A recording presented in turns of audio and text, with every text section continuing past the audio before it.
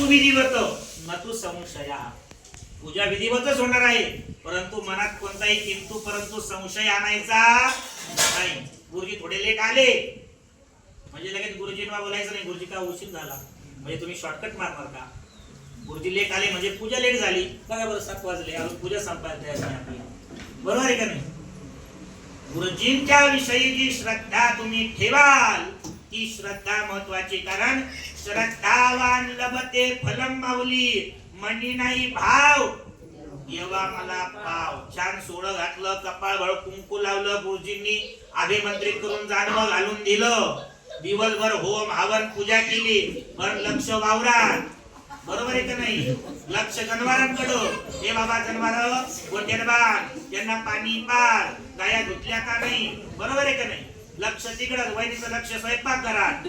बरोबर आहे का नाही. पाहुणे कोण आले, जावा आल्या का, नंदा आल्या का, सगळीकडे लक्ष तिथंच. पूजेत लक्षच नाही.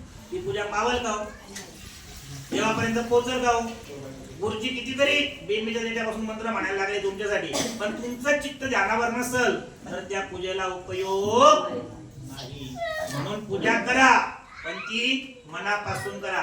हात दुखला, पाय दुखला, गुरुजींना सांगायचं गुरुजी सुट्टी पाहिजे, आपण 5 मिनिटं थांबू. पण पूजा ही मनाने व्यवस्थित व्हायला पाहिजे. तुम्ही शरीराने दिसताय हो इथे, बरोबर आहे का नाही.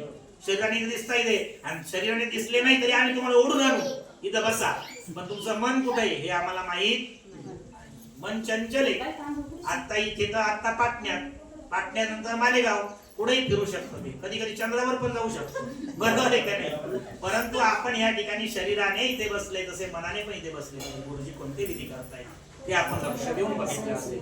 त्यानंतर आपण महाभिषेक केला, अग्नी तयार केला, होम हवन केलं, गृहप्रवेश केला, वास्तू पुरुष घरात ठेवला, घराला छापे दिले, सायं पूजन केलेलं आहे. आता आपल्याला आरतीचं कर्म झाल्यानंतर देवीचा स्तुती पाठ करायचा. काय करायचंय. स्तुती पाठ. कोणी आमच्या वहिनींना म्हटलं की छान साडी नेसली, तुम्ही आज छान दिसताय. वहिनी कसं आनंद वाटेल का हा माणूस खूप चांगला आहे बरं का, आपल्याबद्दल चांगलं. बरोबर आहे का नाही. कोणी आपल्याबद्दल चांगलं बोलल्यानंतर आपल्याला कसं वाटतं, बरं वाटतं. आपण काय म्हणतो, नाही बाबा तो माणूस कसा आहे, चांगला आहे बरं का. मग तो कसा तरी असला तरी आपल्याबद्दल चांगला बोललाय ना, मग तो माणूस चांगला आहे.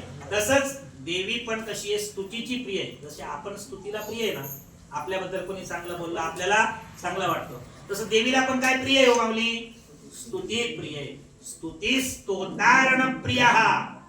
स्तुती आणि स्तोत्र हेच देवीला प्रिय आहे. दिवसभर तर आपण स्तोत्र म्हणतोय, मग आता आपल्याला काय म्हणायची, देवीची स्तुती. तेरा तुझको अर्पण क्या लागे मेरा. जे काही आहे ते कोणाचं आहे, देवीचंच आहे. तुम्ही सांगा बरं, ही पूजा एवढी मोठी मांडली, तुम्ही बसले इथे, एवढं साहित्य आणलं, यापैकी अशी एक गोष्ट तुम्ही सांगा जी तुम्ही स्वतः बनवली बरं का, स्वतः तयार केली देवीला वाहिली, असं आहे का काही. अहो माऊली आंब्याचं झाड सांगा बरं कोणती गोष्ट आहे. आता हाराला फुलं कुठून आले,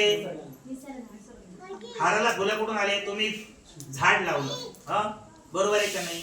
त्याला झाड मोठं झालं, परंतु झाड मोठं झाल्यानंतर जेव्हा त्याला फुलं यायची वेळ आहे, जोरात पाऊस आला, ते फुलं सडून गेले, खराब झाले, ते फुलं आपल्या हाताला लागले नाही. एखादं फळाचं झाड आहे, आपण आंबा न कळत एका ठिकाणी कोळी टाकतो, तो मोठा आंबा होतो, त्याला छान फळ येतात. आणि काही काही लोक कलम लावतात, बाग लावतात, त्यांच्या बागाला आंबे येत नाही, गळून पडतात, किडे पडतात, सडतात. मग काय, हे देवाची देणगी आहे, निसर्गाची देणगी आहे ही. तुम्ही फुलं तयार जरी हार ओवला आहे, फक्त तुम्ही निमित्त आहे, तुम्ही काय हार काय केला, ओवला, फुलं विकत आणले, आणि ते फुलं कुठून तयार झालेले, निसर्गाचे. निसर्ग म्हणजेच देव ना, बरोबर आहे का नाही. मग त्याच पद्धतीने आपण फक्त निमित्त मात्र आहे. हार तयार केला हे कोणी, आपण ही पूजा करतोय हे कोणी, आपण हे देवीला आपल्याकडून करून घ्यायची होती पूजा, म्हणून आपण या ठिकाणी बसलेलो आहोत पूजेला. म्हणून तेरा तुझको अर्पण क्या लागे मेरा. जे काही आहे ते तुझंच आहे, आणि हेच केलेली पूजा, हीच केलेली सेवा आम्ही फक्त तुला देऊ शकतो. ही केलेली पूजा, ही केलेली सेवा तू गोड मानून घे. जसं आपलं लहान मुलगा असतो बरोबर आहे का नाही, तो काय बोलतो, थोडं कुत्रा बोलतो, तसं आपल्याला ते गोड वाटतं, बरोबर आहे का नाही. त्याच पद्धतीने आता आपण एक स्तुतिपाठ भजन म्हणूया. आणि जसं आपण नदीत उभं राहतो, नदीचं पाणी आपल्या उंजळीत घेतो, त्याच पाण्यात स्नान करतो, आपल्या उंजळीत घेऊन तेच पाणी त्याच नदीत उभं राहून परत त्याच नदीला अर्पण करतो, बरोबर आहे का नाही. आपण स्वतः पाणी बनवू शकतो का हो वहिनी, तीर्थ बनवू शकतो का वहिनी, नाही बनवू शकत, देव देतो ना, बरोबर आहे का नाही. त्याच पद्धतीत केलेली सेवा तिच्या समोर उभं राहून तिलाच अर्पण करायची. देवी आम्ही तुला काहीही देऊ शकत नाही, जे काही आहे ते तूच आम्हाला दिलेलं आहे, आणि ही सेवा तू गोड मानून घे आणि आमच्या सगळ्या फेरणार परिवाराच्या सगळ्या मनोकामना पूर्ण कर. आम्हाला काय दे, समाधान दे.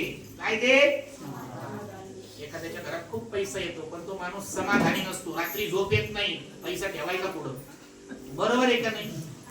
असं होता कामा नये. दोन पैसे कमवा पण ते समाधानी असले पाहिजे. सुख दे, घरात अडचण नको, वाद विवाद नको, शांती दे, बरोबर आहे का नाही. मनाची शांती असली पाहिजे, बरोबर आहे का नाही. रात्री छान झोप लागली पाहिजे, सुख शांती समाधान यश दे.